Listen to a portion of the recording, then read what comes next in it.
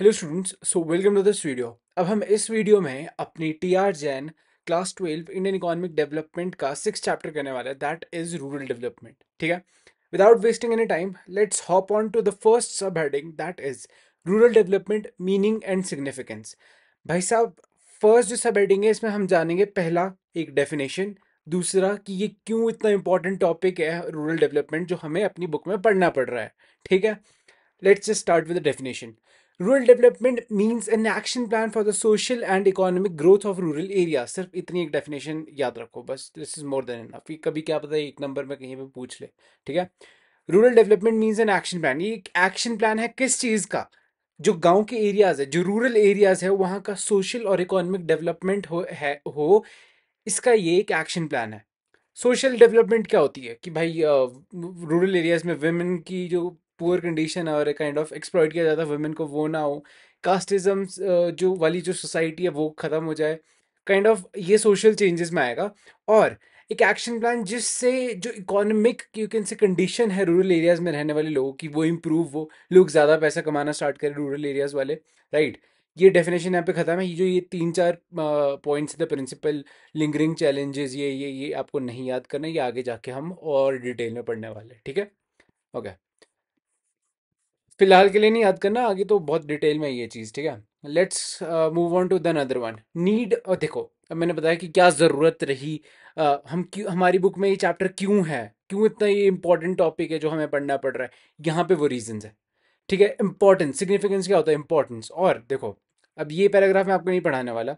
क्योंकि इसकी इस पैराग्राफ से मैंने जितने सारे मेन पॉइंट्स थे, मेन फिगर्स थी, मेन फैक्ट्स थे, वो मैंने सारे यहाँ पे लिख दिया है। और हाँ, इसे हम कह सकते हैं ना, फर्स्ट ऑफ ऑल सिग्निफिकेंस के नाम से हम इन पॉइंट्स को पढ़ सकते हैं कि क्या सिग्निफिकेंस है रूरल डेवलपमेंट की। प्लस हम इसे नीड फॉर रूरल डेवलपमेंट के नाम से भी पढ़ सकते हैं। देखो, आंसर इनसे क्वेश्चन चेंज हो सकता है बट आंसर वही रहेगा। ठीक है, और प्लस इसमें ये जो मैंने 5 पॉइंट लिखे इनमें से शायद 1-2 पॉइंट ऐसे भी जो मैंने संदीप गर्ग से लिखे क्योंकि वहाँ के पॉइंट्स मुझे थोड़े ज़्यादा अच्छे लगे थे। ठीक है, नीड फॉर रूरल डेवलपमेंट। पहली बात, जो 3/4 पॉपुलेशन है, मतलब जो एक मेजॉरिटी पॉपुलेशन हमारी रूरल एरियाज में रहती है, मतलब बहुत सारी पॉपुलेशन, मतलब बहुत पॉपुलेशन हमारी रूरल एरियाज में रहती है। ठीक है, तो इसीलिए ये काफ़ी इंपॉर्टेंट टॉपिक है जो हमें पढ़ना चाहिए। प्लस जो लोग, वो सारे जितनी मैंने मेजॉरिटी पॉपुलेशन बताई जो रूरल एरियाज में रह रही है, उनमें से काफ़ी हद तक लोग पॉवर्टी में भी जी रहे हैं वहाँ पे। तो इसलिए अगैन ये एक इंपॉर्टेंट टॉपिक हो जाता है। Second, share in the agriculture sector. जो एग्रीकल्चर सेक्टर जितना कंट्रीब्यूट करता है जीडीपी को, वो बहुत ज़्यादा कम है।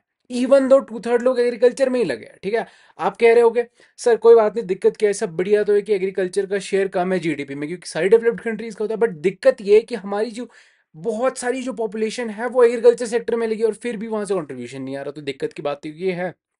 राइट। थर्ड, 1991 में जो रिफॉर्म्स आए थे, एलपीजी रिफॉर्म्स आए थे, उसमें एग्रीकल्चर को बुरी तरीके से इग्नोर किया गया था। वहां पे एग्रीकल्चर के ऊपर कोई फोकस नहीं था, वहां सिर्फ फोकस था कि एमएनसीज आए, बड़ी बड़ी कंपनीज आए, private sector, this and that and what not. ठीक है, fourth point, 2% growth rate of agriculture sector. आपने ना आजकल रील्स देखी होगी और पोस्ट देखी होगी इंस्टाग्राम पे, अगर आप अच्छी चीज़ों को फॉलो करते हैं तो वहाँ पे बता रहे होगे कि जो इंडिया की ग्रोथ है दैट इज़ अबाउट 7%। इंडिया की जो जीडीपी ग्रोथ है, इंडिया किस स्पीड से ग्रो कर रहा है, that is about 7 to 8%। Even अभी जो प्राइम मिनिस्टर मोदी जब वहाँ गए थे, इटली गए थे, इटली में भी तो ये चीज़ का कंपैरिजन करते हैं, जितनी सारी इटली G7 की कंट्रीज, उनकी ग्रोथ रेट 2% से ज़्यादा किसी की भी नहीं है, वेर एज इंडिया 7 to 8% की स्पीड से ग्रो कर रहा है, that is really really good.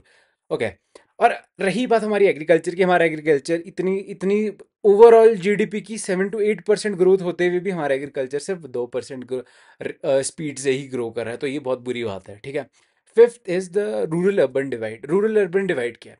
जो सारी रिच पॉपुलेशन है, जो एक प्रॉस्परस पॉपुलेशन है, वो सारी अर्बन एरियाज में रह रही है, वेराज रूरल एरियाज में देखा जाता है कि जो कंपैरेटिवली जो पुअर पॉपुलेशन है वो रूरल एरियाज में रही है। देखो, exceptions are always there but generally this is the kind of notion. Okay, okay, ये सब हो गया, ये सब हो गया। और हाँ, रही बात इसकी लिंगरिंग इमर्जिंग चैलेंजेस, ये सारे यहाँ पे बहुत बड़े बड़े, बहुत ज़्यादा डीपली हम इन्हें पढ़ेंगे, तो इनको बार बार रिपीट करके मुझे लगता नहीं कोई ज़्यादा कोई प्रोडक्टिव रहेगा ये। तो I will cover everything in their respective सब हेडिंग्स। ठीक है, lingering challenges of the rural development. Lingering challenges, जब भी आपके मन में लिंगरिंग चैलेंजेस आए ना, आपके दिमाग में दो चीज़ें आनी चाहिए। ठीक है, जब भी आप लिंगरिंग चैलेंजेस पढ़ो, दो चीज़ों को याद करना।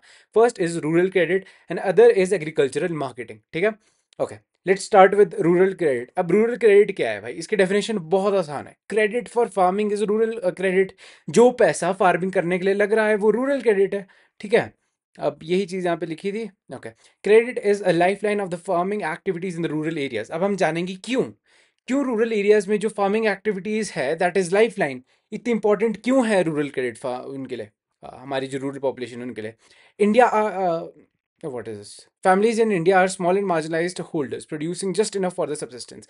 हमारे इंडिया के जो किसान है, मतलब मेजॉरिटी किसान है, एक्सेप्शंस अगेन मैं कहूँगा आर ऑलवेज देयर, ठीक है। हमारी जो इकोनॉमी में, हमारी कंट्री में जो किसान है, मेजॉरिटी किसान, वो उनके पास बहुत ज़्यादा कम ज़मीन है, वो बहुत ज़्यादा लैंड नहीं ओन करते, वो बहुत ज़्यादा कम ज़मीन ओन करता है।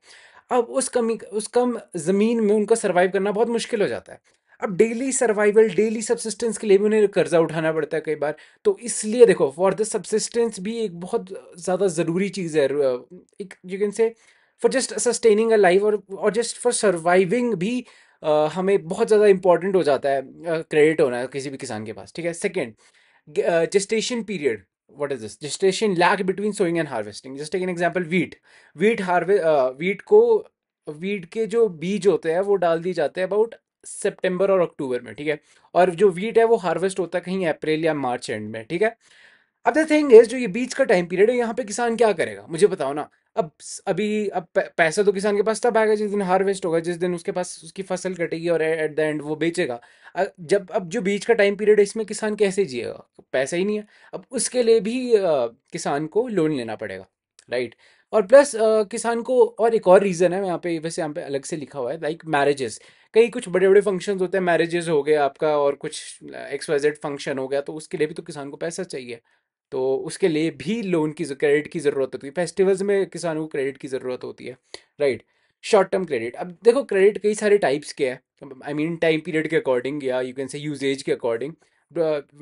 Listen, credit needs of the typical Indian farmer are broadly classified into three categories as under. तीन कैटेगरी है, कौन सी? First of all is a short term. ये एक ऐसा लोन होता है जो 6 से 12 महीने के बीच में वापस कर देना होता है। प्लस इसका यूज़ क्या होता है, ये जनरली सीड्स, फर्टिलाइजर्स, पेस्टिसाइड्स के लिए लिया जाता है। मिड टर्म क्रेडिट, ये जो मिड टर्म क्रेडिट है, मिड टर्म क्रेडिट करीब 12 महीने से 5 साल के बीच तक का ये होता है, इतना बड़ा होता है ये। 12 महीने से 5 साल के बीच का क्रेडिट होता है ये, इतने में आपको वापस कर देना होता है अपना लोन। प्लस इसका यूज़ क्या होता है, ये मशीन्स खरीदने के लिए, फेंसिंग करने के लिए। प्लस कई, मान लो किसी को वेल खोदनी है, कुआं खोदने, जैसे भाई सब खोद रहे हैं, तो उसके लिए भी तो आपको पैसे चाहिए। ऐसा तो है नहीं कि शाम को शुरू करोगे कल कुआं खुद जाएगा, ठीक है। एग्जाम्पल दिया मैंने, ठीक है। ओके, ये भी ओके। अब बात करेंगे हम लॉन्ग टर्म क्रेडिट की। अभी लॉन्ग टर्म क्रेडिट क्या चीज़ है? लॉन्ग टर्म क्रेडिट आपको 5 साल से लेके 20 साल के टाइम पीरियड में वापस कर देना होता है। प्लस ये क्यों लिया जाता है? मान लो आप एक किसान हो, आपको नई ज़मीन खरीदनी है। अब ज़मीन भाई करीब लाखों में होती है, करीब 50-60 लाख के हिसाब से होती है। एक किसान, एक आम किसान कैसे खरीदेगा, इतना इतना ज़्यादा पैसा कैसे इन्वेस्ट करेगा? तो वो लोन लेगा। वो कौन सा लोन होगा? वो लॉन्ग टर्म लोन होगा, इतना बड़ा। प्लस इनपुट्स, इनपुट्स का आप एग्जांपल ले सकते हो, कुछ बहुत बड़ी मशीनें, हैवी मशीनरीज होगी, जैसे देखी होगी आपने अमेरिका वगैरह में, वो होते नहीं है, वो हार्वेस्ट करने के लिए इतने बड़े बड़े मशीन्स होते हैं, वो ट्रैक्टर से ही हार्वेस्ट कर रहे होते हैं। वैसे इंडिया में तो जनरली मशीन भी वो छोटे वाली हैंड मशीन्स यूज़ होती है, या मैनुअली निकाल देते हैं, हार्वेस्ट वगैरह कर लेता है, ठीक है। अब देखो, जो क्रेडिट रिक्वायरमेंट होती है ना, जो मान लो किसान के पास पैसा आ गया, अब किसान उस पैसे को दो तरीके से यूज़ कर सकता है। एग्जाम्पल देता हूँ मैं, एक किसान क्या कर रहा है, जो उसके क्रेडिट मिला, जो उसे पैसा मिला, उस पैसे से वो एक ट्रैक्टर खरीद रहा है, ताकि वो अच्छे से अपने फार्म पे, मतलब फार्म पे उसे थोड़े ईज हो काम करने में, ठीक है। सेकंड किसान क्या है, उसको अपनी बेटी की शादी करानी है, वो उसके लिए लोन ले रहा है, उसके लिए लोन ले रहा है, और उस लोन को उसकी शादी के ऊपर यूज कर रहा है। अब देखो, ये दो केसेस, एक में ट्रैक्टर, एक में शादी करा रहा है, ठीक है। अब इसमें से प्रोडक्टिव कौन सा होगा मुझे बताओ? Productive kind of, you can से, फार्मर प्रोडक्टिव किस सिचुएशन में, ठीक है, उसमें जिसमें ट्रैक्टर ले रहा है ना। और वेर इज अनप्रोडक्टिव किस में, अनप्रोडक्टिव, यू कैन से अनप्रोडक्टिव इन्वेस्टमेंट कौन सी थी, जिसमें वो मैरिज करवा रहे। देखो मैरिज, मैं नहीं कह रहा कि इनडायरेक्टली, देखो जो इकोनॉमिक्स के प्रोस्पेक्टिव से मैरिज इज नॉट प्रोडक्टिव, ठीक है। इन रियलिटी भाई देखो, हाँ उसने अपनी बेटी अच्छी जगह सेटल कर दी, that's a whole different thing, but हम अगर इकोनॉमिक्स के परस्पेक्टिव से देखें तो it would be considered as unproductive marriage वाली situation, whereas buying a tractor would be considered as productive. यही चीज़ यहाँ पे प्रोडक्टिव और अनप्रोडक्टिव की लिखी हुई है, अनप्रोडक्टिव एंड प्रोडक्टिव की लिखी हुई है। सोर्सेज ऑफ रूरल क्रेडिट, इसके ऊपर मैं साथ साथ में आता हूँ, टेंशन ना लो इसकी, ठीक है। अब देखो दो तरीके के क्रेडिट, दो तरह के सोर्सेज होते हैं रूरल क्रेडिट के, मतलब किसान को कर्जा अगर लेना है तो वो दो तरह के इंस्टीट्यूशन से ले सकता है। फर्स्ट इज मतलब दो तरीके से, दो सोर्सेज से ले सकता है। First is the institutional sources, second is the non institutional sources. सबसे पहले हम नॉन इंस्टीट्यूशनल सोर्सेज के बारे में पढ़ेंगे, ये हमारे नॉन इंस्टीट्यूशनल सोर्सेज है। नॉन इंस्टीट्यूशनल सोर्सेज में कौन कौन आते हैं? पहली बात, landlords, village traders, money lenders. दो और है, यहाँ पे लिख दो, नोट डाउन कर लो अपनी टीआर जैन में। यहाँ पे लिख सकते हो आप, रिलेटिव्स एंड साहूकार्स। ये जो ये दो है, ये एक्स्ट्रा हमारे संदीप गर्ग में दिए थे, तो मैं आपको यहीं पे नोट डाउन करवा रहा हूँ, ठीक है। ओके।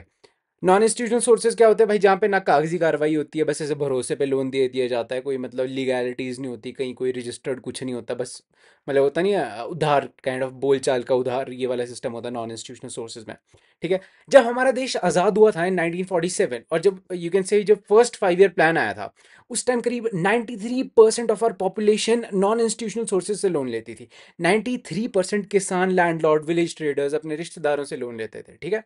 अब हम बात करेंगे इंस्टीट्यूशनल सोर्सेज की। अब इंस्टीट्यूशनल सोर्सेज में क्या हुआ? इंस्टीट्यूशनल सोर्सेज में आते कौन कौन है? फर्स्ट ऑफ ऑल गवर्नमेंट, कई बार गवर्नमेंट डायरेक्टली किसान को कुछ बेनिफिट्स देती है, ठीक है। उसके बाद आते हैं कॉपरेटिव्स, कॉपरेटिव्स आगे हम बहुत डिटेल में पढ़ेंगे कॉपरेटिव्स क्या होते हैं। कमर्शियल बैंक्स, कमर्शियल बैंक्स क्या? प्राइवेट बैंक्स, ठीक है। The regional rural banks, RRBs, regional rural banks, ये भी आगे हम डिटेल में पढ़ेंगे, इसकी भी टेंशन ना लो। जो हमारा फर्स्ट 5 ईयर प्लान था ना, उसमें सिर्फ 7% किसान ऐसे थे जो लोन इंस्टीट्यूशनल सोर्सेज से लेते थे, गवर्नमेंट से, प्राइवेट बैंक से। सिर्फ 7% पॉपुलेशन लोन लेती थी, ठीक है।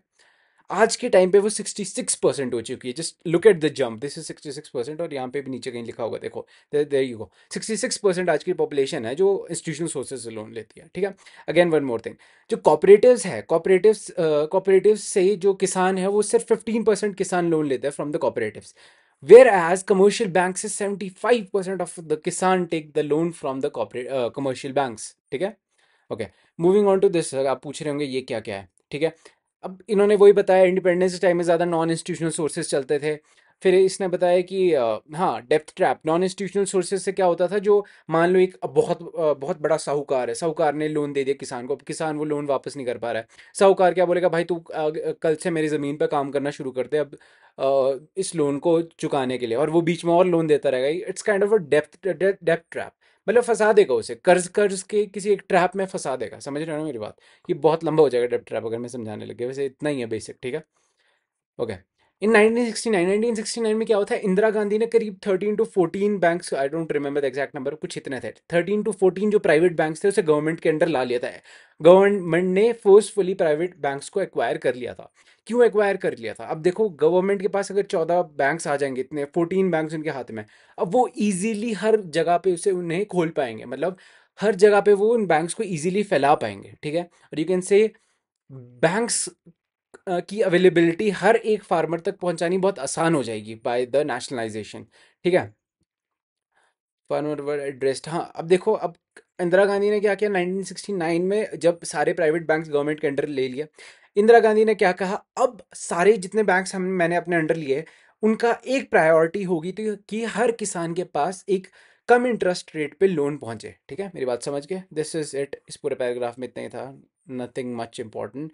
But in 1981 the institutional sources emerged, बस इन्होंने एक डेट बताई कि 1981 में काइंड ऑफ एक बहुत बड़ा वो टाइप था कि जो इंस्टीट्यूशनल सोर्सेज थे वो ज़्यादा लोन देने लग गए थे, नॉन इंस्टीट्यूशनल का जो दबदबा था वो कम हो चुका था एट दिस पॉइंट, ठीक है। देखो ये पेज थोड़ा ख़राब है, मैंने आई थिंक इसकी नेक्स्ट फोटो ली हुई है, ठीक है। ये वही पेज है, देखो गाइज, ये वाली और ये वाली सेम है, ठीक है, ऐसा नहीं सोचना मैंने स्किप किया कुछ, ठीक है। अब हम बात करेंगे जो कोऑपरेटिव क्रेडिट सोसाइटीज जो भी हमने पीछे पड़े, गवर्नमेंट से, आरआरबीज क्या क्या थी, वो कमर्शियल बैंक, ये सब पढ़ेंगे अब हम, ठीक है। कोऑपरेटिव क्रेडिट सोसाइटीज क्या होती है? अभी एक ऐसी सोसाइटीज होती है, और यू कैन से कि एक ऐसे ग्रुप ऑफ पीपल होते हैं जो लोन प्रोवाइड करते हैं to the farmers at a very low interest rate. देखो ना, मेन दिक्कत क्या आती है इंस्टीट्यूशनल और नॉन इंस्टीट्यूशनल सोर्सेज में, कि जो नॉन इंस्टीट्यूशनल होते हैं, जो ये लोकली साहूकार, ये वो ट्रेडर्स, ये लोग बहुत हाई इंटरेस्ट रेट चार्ज करते हैं, वेयर एज इंस्टीट्यूशनल बहुत कम इंटरेस्ट रेट वो चार्ज करते हैं, ठीक है। Okay. Currently cooperative account for the 16 to 17% of the rural credit flow, अब मैंने आपको बताया था यहाँ पे, ठीक है, कि 16 to 17 वेट, जो 16 to 17% होता है करीब कॉपरेट, मतलब जो पूरी कंट्री में जितना भी 16 to 17 जितना लोन वाला काम धाम चलता है, वो उसमें से 16 to 17% सारा ये कॉपरेटिव्स ही देखते हैं। ठीक है। ओके। दी सोसाइटी इंश्योर, अब देखो इनका क्या काम है, ये इंश्योर करते हैं टाइमली और rapid flow of credit to the farmer, जल्दी जल्दी लोन किसानों को पहुंच जाए और अच्छे से पहुंच जाए। ठीक है, मतलब ऐसा ना हो कि डिले, ये वो सो वो ये चीज़ें ना हो। Elimination of the money lenders, money lenders का मैंने कहा दबदबा बहुत होता था किसानों के ऊपर, और बहुत ज़्यादा हाई इंटरेस्ट रेट चार्ज करते थे, और ऑफन वो डेप्ट ट्रैप में भी किसानों को डाल देते थे। तो इसलिए उन्हें एलिमिनेट करना बहुत ज़रूरी था। तो जो हमारी ये कोऑपरेटिव क्रेडिट सोसाइटीज़ थे, इन्होंने बहुत इंपॉर्टेंट रोल प्ले किया। ठीक है। Spread of the credit facilities across all region of the country, अब हर एक रीजन में, हर एक जगह, हर एक गांव में अगर आपको बैंक या क्रेडिट, इंस्टीट्यूशनल क्रेडिट पहुंचाना है, इंस्टीट्यूशनल सोर्स ऑफ क्रेडिट पहुंचाना है, तो कोऑपरेटिव सोसाइटीज़ ने इन्होंने बहुत मेजर रोल प्ले किया था। ठीक है। Special programmes, provision of the educate, special programmes वगैरह ऑफ डेवलपमेंट भी आते थे जो गवर्नमेंट की तरफ से, वो सारा ये लोग देख लेते थे। ठीक है। अब देखो ग्रीन रेवोल्यूशन के बारे में बताया इन्होंने, ये बहुत बेसिक है। जब ग्रीन रेवोल्यूशन आया था, ग्रीन रेवोल्यूशन के बाद क्या हुआ था, जब किसानों को पता लगा कि भाई ये मेरा जो खेत है, पहले मेरे खेत से सिर्फ 10 किलो होता था, अब मेरे खेत से 100 किलो होने लग गया है। अब भाई देख, मेरी फैमिली खाएगी 20 किलो, ठीक है, एग्जाम्पल दे रहा हूँ मैं, मेरी फैमिली पूरा कंज्यूम करेगी पूरे साल में 20 किलोज ऑफ वीट। अब मैं 80 किलो का क्या करता हूँ, मार्केट में बेच दूँ। एक काइंड ऑफ एक कमर्शियल आउटलुक हो गया था, फार्मर्स सोच रहे थे अब भाई, अब आज तक जितना हम उगाते थे सिर्फ अपने घर वालों के लिए उगाते थे, अब हम मार्केट में बेच भी पाएंगे अपने वीट को, एक काइंड ऑफ कमर्शलाइज्ड वे में अब वीट को वो बेचने लगे थे। ठीक है। उसके लिए देखो अब इतना सब कुछ तामझाम शुरू हो गया, HYV सीड्स वगैरह आए थे ग्रीन रेवोल्यूशन के टाइम पे, अब क्रेडिट की रिक्वायरमेंट तो बढ़ेगी। अब अगर किसान को फर्टिलाइजर, पेस्टिसाइड्स, HYV सीड्स खरीदने, उसके लिए क्रेडिट की ज़रूरत तो पड़ेगी। ग्रीन रेवोल्यूशन के बाद क्रेडिट की जो रिक्वायरमेंट थी वो और बढ़ गई थी, और इवन फार्मर्स ने भी लेना शुरू कर दिया था फ्रॉम द इंस्टीट्यूशनल सोर्सेज। ठीक है। The State Bank of India and the other commercial banks. The State Bank of India was set up in 1955 with the focus of the rural credit. अब देखो पहली बात तो इसकी डेट याद रखो, स्टेट बैंक ऑफ इंडिया, ये जो SBI हर जगह दिखता है ना हमें, SBI की डेट याद रखना, 1955 में ये लॉन्च हुआ था या खुला था। The government realized that the rural credit needs could not be met by the cooperative credit society. देखो हमारी गवर्नमेंट को पता लगा कि भाई जो ये सारे हमारे कोऑपरेटिव सोसाइटीज़ है भाई, यही नहीं पूरा हर एक किसान को ये केटर नहीं कर पा रहे, तो हमारी गवर्नमेंट ने सोचा कि हमें ये बैंक लॉन्च करना चाहिए, that is the state bank of India. और कमर्शियल बैंक्स को भी इन्होंने फ्रीडम दे दी, भाई तुम भी जाओ, तुम भी देते रहो लोन्स वगैरह जो तुमने करना है। ठीक है। काइंड ऑफ ये इसीलिए हुआ था ताकि हर एक किसान को मिल सके, मतलब क्रेडिट फैसिलिटीज़ मिल सके। ठीक है। ओके। अरे कहाँ पहुँच गए हम? यहाँ पे। Okay. This proponent of nationalisation, अब देखो इन्होंने वही बात की है कि this prompted the nationalisation of the central banks in 1969 में मैंने इंदिरा गांधी वाला केस बताया कि नेशनलाइज हो चुके थे बैंक, तो हर जगह बैंक खुलने लग गए थे ताकि क्रेडिट हर एक किसान को मिल पाए। ठीक है। RRB, regional rural banks and the land development bank, अब देखो इन दोनों का क्या काम है। ठीक है। Regional rural banks and the land development banks were set up to promote the credit supply, particularly in the remote rural areas and the backward districts. RRBs और लैंड डेवलपमेंट बैंक कहाँ कहाँ होते थे? ये होते थे देखो जहाँ SBI भी नहीं है, जहाँ पे ये कोऑपरेटिव सोसाइटीज भी नहीं है, जहाँ पे कुछ भी नहीं है वहाँ पे रीजनल रूरल बैंक्स है। ये बात होती थी। मान लो कि बहुत दूर दराज एरिया में कोई गांव है जहाँ पे ना SBI है ना कोई और बैंक है, कुछ भी नहीं है वहाँ, बैंक फैसिलिटीज जीरो है, तो वहाँ पे RRBs खोले जाते थे, वहाँ पे लैंड डेवलपमेंट बैंक्स खोले जाते थे। ठीक है। ओके। अब हम बात करेंगे NABARD, this is one of the most important things. भाई देखो इसको तो याद करना ही है, अगर पिछले नहीं करना तो ये तो बहुत ज़्यादा इंपॉर्टेंट, इसके ऊपर डायरेक्ट क्वेश्चन भी आ सकता है। ठीक है। नबार्ड, पहली बात तो इसकी फुल फॉर्म याद कर लो, national bank for agriculture and rural development. ये कब खुला था? It was set up in 1982, ये डेट भी याद रख लो। ठीक है।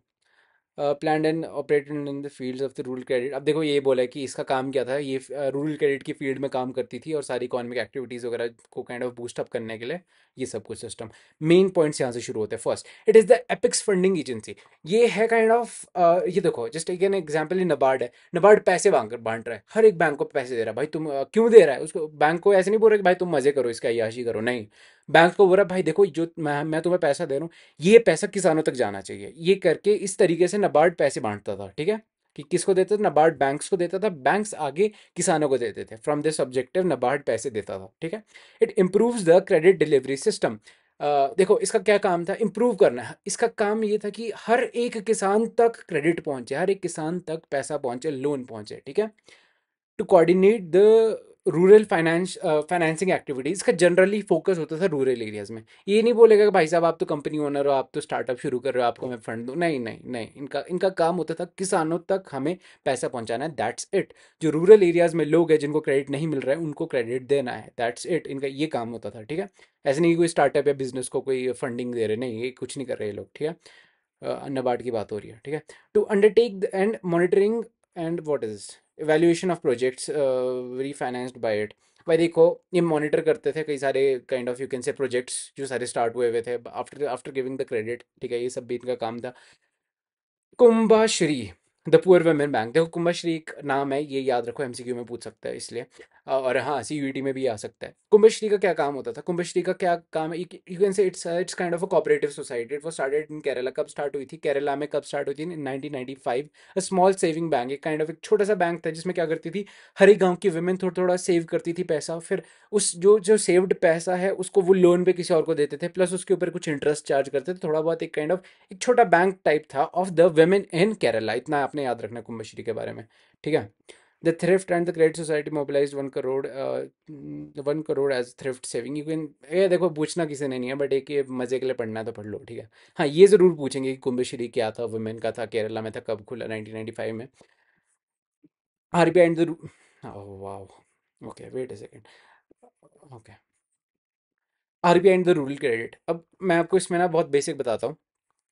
देखो ये मैंने इसके ऊपर कभी क्वेश्चन देखा नहीं है, बट मैं फिर भी आपको पढ़ा लेता हूँ क्योंकि हमारी बुक में जो फर्स्ट लाइन है इसमें प्योरली आरबीआई की तारीफ कर रही है, मैं इसको नहीं पढ़ने वाला। सेकंड, आरबीआई कब स्टार्ट हुआ था, ये याद रखो बेसिक। देखो ये किसी भी गवर्नमेंट का एग्जाम में भी आ सकता है, और हाँ, ये इसके ऊपर एमसीक्यू भी बन सकता है। कभी ये आरबीआई कब स्टैब्लिश हुआ था, in 1935, playing a very important role. वही बेसिक तारीफ लिखी है, नहीं है इसका कोई काम। It focuses on the short term finance facilities to agriculture activities. Short term finance cooperative credit institutions for the short term and long term wings, मतलब short term and long term loans देता है, funds देता है, long term funds देता है। Again वही चीज़ repeat हो रही है।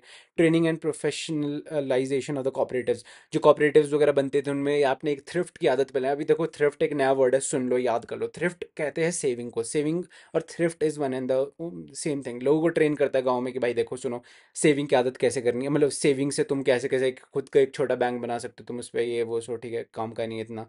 Conduct the rural credit survey, rural areas में सर्वे करता कि भाई सबको क्या, लोग कहाँ से वो ले रहे हैं, लोन ले रहे हैं, कहीं प्राइवेट साहूकार से आजकल भी लोन चला है कि आप वहाँ आगे हमारे बैंक बुंक्स पे लोन ले रहे हो, ठीक है। Guidance to all the concern on the matter of the related, not at all important. Multi dimension, इसका रोल एक मल्टी डायमेंशनल रोल होता था, ठीक है। Multi dimensional role kind of एक ये ना की पॉइंट्स है तुम्हें आंसर में लिखना है। देखो मैं जनरली बोल रहा हूँ, इसके ऊपर मैंने कोई क्वेश्चन नहीं देखा आज तक, तो मैं इसलिए इतनी डिटेल में नहीं पढ़ा रहा, बट इसे एक बार रीड कर लेना, that's it. Main main points है, देख लेना, बाकी सारा सेम रिपीट हो रहा है जैसे हमने नबार्ड वगैरह में पढ़ रहा है, वही चीज़ है। देखो अगर तुम्हें ना पेपर में आरबीआई के ऊपर क्वेश्चन आ गया और तुम्हें ये सब को ये सारे 8 पॉइंट्स नहीं याद, ये है ना, ये सारा यहाँ पे चिपका दो बस। ये एपिक्स फंडिंग एजेंसी नहीं चिपकाना, बाकी सारा सब कुछ यहाँ पे जनरलाइज स्टेटमेंट्स यहाँ पे चिपका देना, ओके। तो मैं कैसे बात करता हूँ, okay. Micro credit programmes and self help groups. अभी सेल्फ हेल्प ग्रुप्स क्या है, मल्टी क्रेडिट प्रोग्राम्स क्या है, इसके बारे में हम जानेंगे। Microcredit means giving small loans to the individuals, enabling them to become self-employed by establishing the small enterprise. Microcredit क्या होता है, आप किसी एक छोटे से आदमी को आप, आई मीन छोटे से किसान को आप लोन दोगे, अब उसको बोलेगा भाई सुन, इस लोन का क्या कर, इस लोन की तू अपनी एक दुकान खोल, उस दुकान में तू सामान बेच, तू एक बिजनेस बन जाए, तो तू एक बिजनेसमैन बन जा और इसी के ऊपर अपना जीना, इसी के ऊपर इसी को अपनी एक लिविंग बना दे, ठीक है। समझ रहे हो, इस लोन से क्या हुआ, ये लोन दिया गया माइक्रो क्रेडिट क्या है, ये एक ऐसा लोन है जिससे बिजनेस स्टार्ट होता है। इससे किसानी से कोई रिलेशन नहीं है, इससे सिर्फ एक स्मॉल बिजनेस स्टार्ट होता है, ठीक है। माइक्रो क्रेडिट ये सब कुछ, these programmes are becoming popular amongst the small borrowers amongst to these informal credit. देखो ये उनके बीच में ज़्यादा फेमस हो रहे, जो आज तक साहूकार से लोन लेते थे, वे रिश्तेदारों से लोन लेते थे एंड ऑल, ठीक है। Okay, involving the minimal legal formalities. देखो अब देखो ये है ना आपका माइक्रो क्रेडिट, इसमें जो लीगल फॉर्मेलिटीज होती है ज़्यादा, जो 20 कागज़ों में पहले जहाँ साइन करने पड़ते थे, इतना नहीं है, झंझट नहीं है, थोड़ा सिंपल होता था इसका प्रोसीजर। सेल्फ हेल्प ग्रुप्स, ये बहुत ज़्यादा इंपॉर्टेंट है, इसे याद करना इज़ वर्थ इट, ठीक है। देखो सेल्फ हेल्प ग्रुप क्यों बनाए जाते थे? To promote the thrift. Thrift क्या होते थे? सेविंग्स। अब सेल्फ हेल्प ग्रुप बनते कैसे थे? इट्स लाइक गांव के 20 लोग साथ में आते हैं, वो बोलते हैं कि भाई मेरे देखो भाई मेरे पास ना 500 रुपये सेविंग में, एक बोलता है मेरे पास 1000 रुपये सेविंग में, एक बोलता है कि मेरे पास 200 रुपये सेविंग में। वो लोग अपना सारा पैसा कलेक्ट करते हैं, ऐसे और लोग आते हैं और अपना पैसा कलेक्ट करते हैं, और बाद में कोई लोन मांगता है तो वो उस पैसे से किसी और को लोन देते हैं, प्लस इंटरेस्ट चार्ज करते हैं। अब देखो वो बंदा वापस कर रहा है। अब देखो ये ना जनरली गाँव में होता है। अब गाँव में कि रिलेशन है, रिलेशन का जो बॉन्ड है वो बड़ा स्ट्रांग है। मान लो किसी ने पैसा वापस नहीं किया तो उससे सारे गाँव वाले बात नहीं करेंगे उस आदमी से, तो उसे कहीं ना कहीं पे वो पैसा वापस करना उसकी मजबूरी हो जाती थी। ठीक है, मेरी समझ रहे हो आप बात? काइंड ऑफ एक रिलेशन बिगड़ जाएंगे वरना अगर लोन वापस नहीं किया तो। और हाँ, अब लोन वापस करेगा, वो लोन के साथ इंटरेस्ट भी वापस करेगा। अब देखो जो पैसा था वो पैसा भी तो बढ़ रहा है साथ में। ठीक है, मेरी बात समझ पा रहे होंगे आप? इन द इंडिया ये थ्रिफ्ट हैबिट ये हो गया। अब ये एग्जाम्पल दिया है। ओके, बाय मई 2019 एक एग्जांपल दिया, फिगर दिया, इसके ऊपर मैंने कभी क्वेश्चन नहीं देखा, ठीक है, बट फिर भी वैसे आपको याद करनी हो तो टू बी सेफ अगर आपने कोई चांस नहीं लेना तब याद कर लो, वरना ज़रूरी नहीं है ये। मई 2019 में जो सर्वे हुआ था उसमें पता लगा कि 34 लाख वुमेन एस जीज बने, मतलब जो सेल्फ हेल्प ग्रुप्स है जिसको वुमेन कंट्रोल करती है वो है 34 लाख। उन 34 लाख सेल्फ हेल्प ग्रुप्स में करीब 6 करोड़ वुमेन एम्प्लॉयड है और उनके मेंबर बनी हुई है वुमेन्स। ठीक है, ओके। अबाउट 10 से 15 हज़ार per S H Gs and another 2.5 lakh per S H G as a community investment fund are provided as part of the renovation fund to the tech. मतलब गवर्नमेंट भी कुछ कुछ हेल्प करती है सेल्फ हेल्प ग्रुप्स को by giving, you can say, देखो 10 से 15 हज़ार पर एस एच जीज और another 2.5 lakh per S H जीज, ये सब कुछ गवर्नमेंट की तरफ से भी कुछ हेल्प होती है ताकि एस एच जीज प्रमोट हो सके। ठीक है, रूरल बैंकिंग क्रिटिकल एवेल्युएशन। अब क्रिटिकल, पहली बात तो है ना, क्रिटिकल एवेल्युएशन का क्या मतलब होता है? यहाँ पे आप काइंड ऑफ रिव्यू करते हो कि जो रूरल बैंकिंग है ये कैसी चल रही है। आप यहाँ पे यू कैन, होता नहीं है भाई, रिव्यू कर रहे हो, तुम देख रहे हो कि सही चल रहा है नहीं चल रहा है। ठीक है, वही चीज़। ठीक है, the expansion has been significant particularly since the nationalisation of the major commercial banks in 1969। जब से कमर्शलाइजेशन हुआ, जब से इंदिरा गांधी ने सारे बैंक्स को नेशनलाइज किया है फ्रॉम 1969, ये सब कुछ और स्पीड से होने लग गया। जो रूरल बैंकिंग को एक्सपैंड करना थे बहुत जल्दी एक्सपैंड होने लग गया। एस्टैब्लिशमेंट ऑफ नबार्ड, नबार्ड से भी एक अच्छा बूस्ट मिला था कि रूरल क्रेडिट बहुत ज़्यादा फैल सके। ठीक है, अब देखो यहाँ पे लिखी है प्रॉब्लम, देखो इसको पढ़ लेते हैं हम पहले। किसान क्रेडिट कार्ड क्या है? गवर्नमेंट ने एक ना स्कीम लॉन्च की किसान क्रेडिट कार्ड की। गवर्नमेंट ने कहा कि भाई तुम लोग ना किसान एक क्रेडिट कार्ड रख सकते हो, इसमें कोई ज़रूरत नहीं है कि तुम्हें पैसे होने चाहिए नहीं होने चाहिए, तुम्हें तुम्हें बस हम क्रेडिट कार्ड दे देंगे। इस पर तुम्हें फर्दर बेनिफिट्स मिलते रहेंगे, जो भी काइंड ऑफ गवर्नमेंट ने कोई डायरेक्ट हेल्प करनी होगी, कुछ पैसा डालना होगा, वो डायरेक्ट एक किसान के बैंक में जाएगा। पहले क्या होता था, आप कुछ ऐसे स्कीम दे रहे हो उसमें बीच में करप्शन हो रहा है, कोई एच ए एस क्या बोल रहा हूँ मैं, कोई मतलब आपका डिस्ट्रिक्ट मजिस्ट्रेट उसमें थोड़ा पैसा करप्शन की तरह से खा रहा है, कोई एसडीएम खा रहा है, ये सब कुछ बहुत करप्शन, नेता वगैरह बहुत खा रहे हैं पैसा, ये सब कुछ होता था, करप्शन बहुत होता था। तो गवर्नमेंट ने कहा कि किसान क्रेडिट कार्ड बनाओ, इसी में हम डायरेक्ट तुम्हें पैसा डालते रहेंगे। ठीक है, the farmers under the schemes are issued as the credit. हाँ देखो वही बात है, क्रेडिट कार्ड दे देते थे, उसमें कोई लिमिट नहीं है, कोई कुछ नहीं है, बस एक आपको दे देते थे, उसमें आपको सारी मतलब मतलब बैंकिंग फैसिलिटीज़ पूरी मिल गई। और प्लस आपको कोई ज़रूरत नहीं है कि आपको कोई कुछ ना कुछ मिनिमम लिमिट, मिनिमम पैसा रखना ही पड़ेगा उस क्रेडिट कार्ड में, आपकी मर्जी है, वो खाली भी रख सकते हो आप, कोई दिक्कत नहीं है। एक काइंड ऑफ किसानों के लिए बनाया था बाय द, किसानों के लिए एक इनिशिएटिव था बाय द गवर्नमेंट। अब देखो सबसे पहले ना प्रॉब्लम क्या है हमारी जो रूरल क्रेडिट है उसमें, कोलेटरल, कोलेटरल की बहुत बड़ी दिक्कत है। कोई चीज़ गिरवी रखनी पड़ती है। एक गरीब किसान है, उसके पास महंगे से महंगी चीज़ क्या हो सकती है? एक प्लो, उससे ज़्यादा क्या क्या प्रेशियस होगा उसके लिए? एक प्लो और एक उसकी जो दो गाय का जो पेयर होगा, या यू कैन से बुल्स का जो पेयर होगा, उससे महंगी चीज़ तो उसके पास कुछ नहीं है। अब वो बेचारे के अपनी गाय थोड़ी तो गिरवी रखेगा, भाई साहब इसको कोलेटरल में रख दो, उसके पास चीज़ें ही नहीं है गिरवी रखने के लिए, वो क्या रखेगा? वही दिक्कत है। अब रूरल में आप लोन, रूरल एरिया का एक गरीब किसान आपसे लोन मांग रहा है, आप उससे बोल रहे हो कि कोलेटरल लाओ, भाई क्या कोलेटरल लाएगा? उसके पास कुछ भी नहीं है। ठीक है, okay. Owning to the political populism the government, देखो अब देखो जो पॉलिटिकल पार्टीज है वो हर बार बात करती है। यू कैन से अभी कांग्रेस का वो एड्स आती थी, उसमें कहा जाता था कि ये हम किसानों का लोन माफ़ कर देंगे, दिस एंड दैट। ठीक है, अब वही चीज़ यहाँ पे भी लिखी हुई है। देखो जो आपकी चीज़ें ना बहुत आसानी से रिलेट कर सकते हैं, मैं किसी को क्रिटिसाइज़ नहीं कर रहा, मैं बस एग्जांपल दे रहा हूँ। ठीक है, अब देखो आपने बहुत इजीली आप देख पाओगे अपनी बुक में भी और जो जनरल लाइफ है उसमें भी, owing to the political populism, gist एक kind of you can say political objective के लिए गवर्नमेंट क्या करती, गवर्नमेंट ने एक लैक्सिटी रखी। लैक्सिटी क्या रखा? एक ढीलापन रखा। मान लो गवर्नमेंट किसी किसान को लोन देती थी, बट उसका फोकस ना वापस लेने में नहीं होता, तो वो तो यार कोई बात नहीं, किसान ने रख लिया छोड़ो, माफ़ कर दो, वो लोन माफ़ कर दिया हमने। यही बात है यहाँ पे। ठीक है, lack of strictness in recovering of the loans, जो गवर्नमेंट के अंदर है लैक ऑफ स्ट्रिक्टनेस है, वो स्ट्रिक्टली हर एक किसान से लोन वापस नहीं करती जो उसने लिया है। वो थोड़े ऐसे होता है कि चलो कोई बात नहीं, माफ कर दिया आपको लोन, ठीक है। As a result default rates has tended to swell rise over time. देखो क्या हुआ, अब कोई बंदा वापस नहीं कर रहा लोन, तो क्या होगा, डिफॉल्ट रेट जो है, मतलब जो डिफॉल्टर्स कौन होते हैं, जो जो पैसे कभी वापस ही नहीं करते, वो बहुत ज़्यादा हो जाएंगे, ठीक है, जो अपना लोन वापस नहीं करते, ठीक है। Apart from the commercial bank, most financial institutions have failed to develop the culture of thrift. जितने जितने सारे जो अदर फाइनेंशियल इंस्टीट्यूशंस हैं, उन्होंने एक वो क्या होती है, एक हैबिट ऑफ थ्रिफ्ट क्या होती है, एक सेविंग करने की जो एक काइंड ऑफ एक मोटिवेशन होता है, और एक से saving for the future. Thrift का मैंने मतलब बताया था आपको, थ्रिफ्ट का मतलब होता है सेविंग। सेविंग करने की आदत नहीं अभी तक पैदा हो पाई हमारे इंडियन किसानों के बीच में। अब देखो ये ना उनकी गलती भी नहीं है, किसानों की गलती जो वो सेव नहीं कर रहे, सब सेव करना चाहते, बट द थिंग इज वो इतने गरीब है वो सेव नहीं कर पाते पैसे, ठीक है।